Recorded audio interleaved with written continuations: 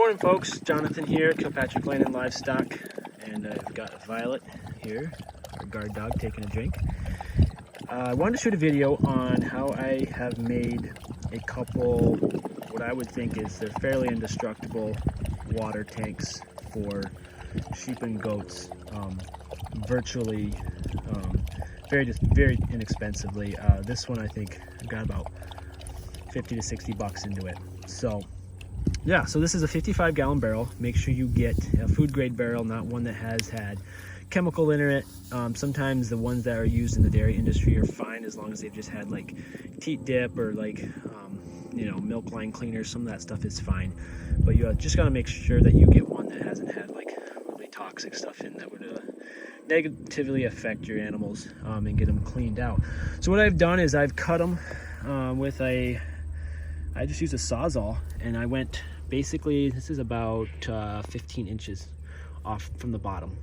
So cut it around with the Sawzall, and then what I do to reinforce it is I take the top of the barrel. So this is actually the top of the barrel. You can kind of see where it's starting to bow back in, and I cut the lid off the top of the barrel, and then I cut another 5 or 6 inch, there you can see 5 or 6 inch section from that top. So the lid would have been right here where my fingers are. So I take that part, and then this is concave in, so it fits perfectly inside this bottom, or this the bottom piece.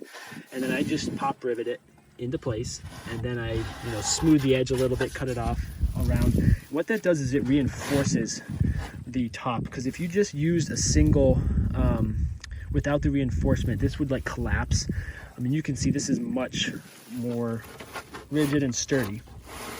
So anyhow, that's that. And then on this one, I just have a 3/4 inch brass valve that I got from Granger, and then just a bulkhead fitting, and then I have a quick connect for a garden hose to come on here.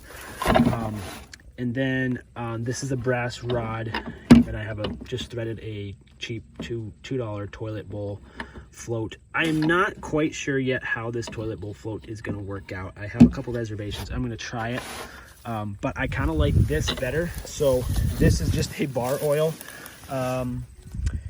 chainsaw bar oil jug, and then I just have it. I'm actually going to dump the water out here so you can see.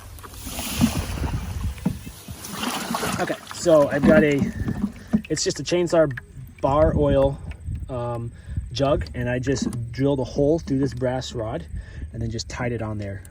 Chain would probably be better, but I like the orange because from a distance, when this thing's full, I can see it. So this thing sticks out of the top of the tub, and from a couple hundred yards away, I know that this thing's full of water. So on this one, I have it set up a little bit differently.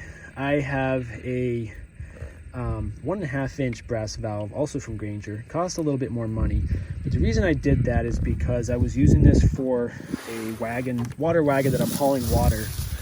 And so right now I've got it hooked up to a garden hose because I'm on pressurized water here. But what I'm doing here is I'm switching out these tanks because I am going to take this tank and use it on my water wagon. I'm getting ready to wean lambs and kids here. And I need the 2 inch or the 1.5 inch, 2 inch line, because that when you're filling it from like a tank on a wagon, you get much better fill. So than a 3/4. You don't want to use a 3/4 inch line. It'll take forever to fill your tank, and you won't get the pressure. So I could probably shoot a video on that setup. But anyhow, this is a better angle on that float. Yeah, so so far I've been using these a couple months, and I haven't had a single issue. I am gonna keep playing around with them and refining the process a little bit further. But so far, I think I got the barrel for this one for free. I paid 15 bucks for the barrel for this one. The float here was like $30 plus some shipping. That was a $2 float, and then probably another $10 and $15 in fittings here. These bigger cam lock, gate lock fittings are much more expensive, but I like just how easy they are to connect and disconnect stuff. So I probably have more like, I guess, over $100 into this tank because the valve was an $80 or $90 valve for that bigger size. So anyhow, yeah, if you have any questions, drop them down in the comments. Be happy to answer.